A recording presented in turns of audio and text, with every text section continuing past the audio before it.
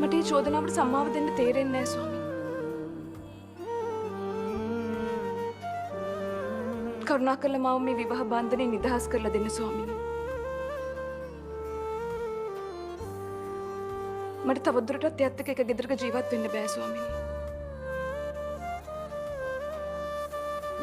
ස්වාමීනි මම හිතින් ඔහුගෙන් අයින් වෙලා ඉවරයි ස්වාමීනි.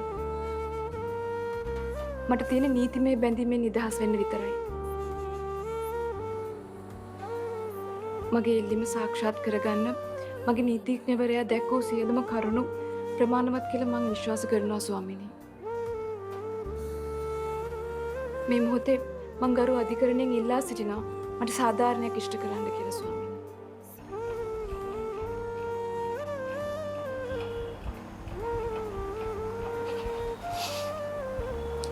සැකේ කියන්නේ ආදරයට වත්සලා.